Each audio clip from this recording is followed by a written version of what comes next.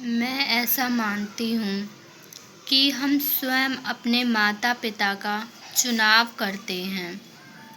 हम में से हर कोई इस धरती पर एक सुनिश्चित समय और स्थान पर जन्म लेता है।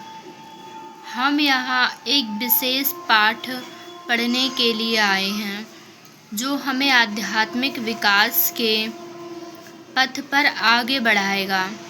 हम अपना लिंग, अपना रंग, अपना देश चुनते हैं और फिर हम किसी खास माता-पिता को खोजते हैं, जो उस स्वरूप को प्रतिबिंबित करेंगे, जिस पर हम इस जीवन में काम करना चाहते हैं। फिर जब हम बड़े होते हैं, तो आम तौर पर अपने माता-पिता पर उंगली उठाते हैं और रिरियाते हुए शिकायत करते हैं, आपने मेरे साथ ऐसा किया। लेकिन वास्तव में हमने उन्हें इसलिए चुना क्योंकि वे हमारे कार्यों के लिए बिल्कुल उपयुक्त थे।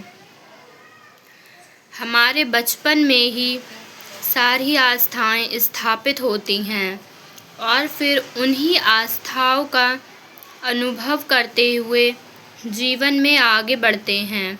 अपने जीवन में पीछे की ओर देखिए और ध्यान दीजिए कि कितनी बार आप उसी अनुभव से गुजरे हैं। मेरा मानना है कि आपने उन अनुभवों को एक के बाद एक स्वयं बनाया, क्योंकि वे आपके अपने विश्वास को प्रतिबिंबित कर रहे थे। यह कोई मायने नहीं रखता कि हमें कितने लंबे समय से कोई समस्या थी, या वह कितनी बड़ी है, या वह हमारे जीवन के लिए कितनी घातक है।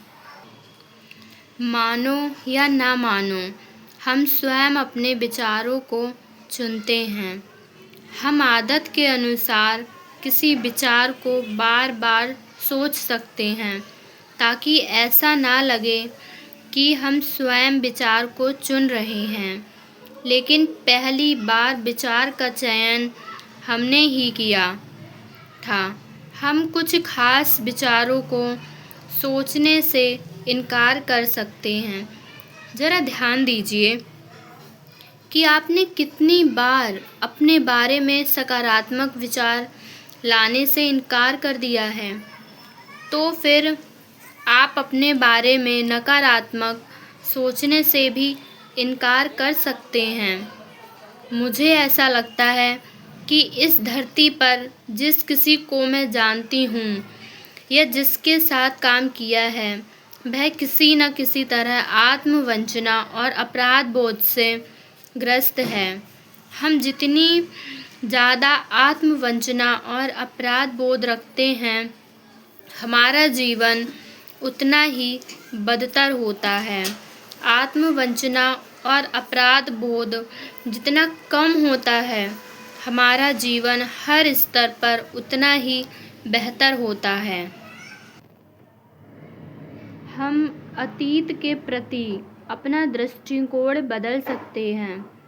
अतीत बीतकर समाप्त हो गया है। लुईस एल ही कहती हैं कि हम लोग अभी भी पास्ट में ही जी रहे हैं कि मुझसे ये गलती हो गई, मैंने ऐसा कर दिया था, या लोगों ने मेरे साथ ऐसा किया।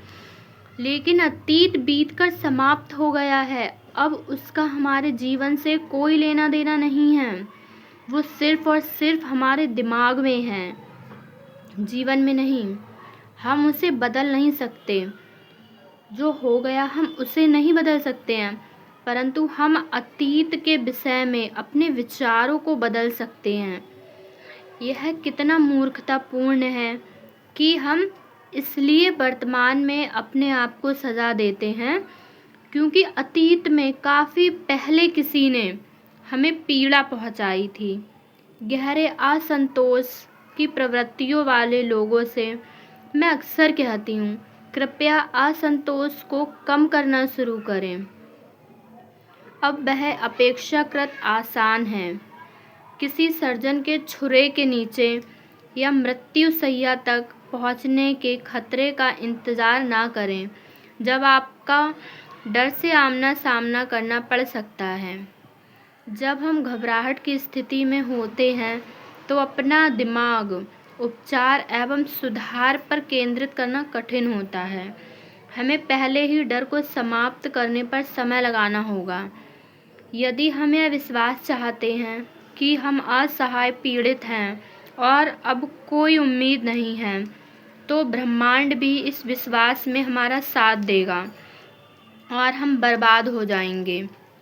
बेहतर है कि हम इन मूर्खतापूर्ण पुराने नकारात्मक विचारों व विश्वासों को छोड़ दें जो हमारी मदद नहीं कर सकते और विकास की ओर नहीं ले जा सकते। यहाँ तक कि ईश्वर का प्रारूप भी ऐसा होना चाहिए जो हमारे लिए हो, हमारे खिलाफ नहीं। लुइस एल ही कहना चाहती हैं कि यहाँ तक कि ईश्वर का प्रारूप भी ऐसा होना चाहिए। कभी कभी हम अपने मन की छवियों में ईश्वर को कुछ इस तरह देखते हैं कि मुझसे ये गलती हो गई तो ईश्वर मुझे सज़ा देंगे। लेकिन एक बात बताइए, क्या ईश्वर हम सबको सज़ा देने बैठा है? नहीं, बल्कि वो तो हमसे बहुत प्रेम करते हैं।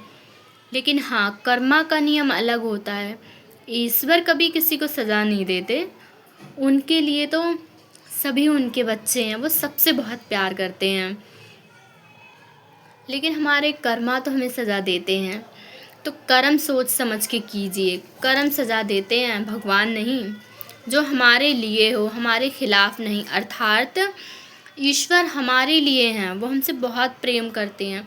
हमसे अगर कोई गलती हो जाए और हम उस गलती को एक्सेप्ट कर लें मन से और उसे बदलना चाहें, तो ईश्वर भी हमें क्षमा कर देते हैं, हमारे खिलाफ नहीं।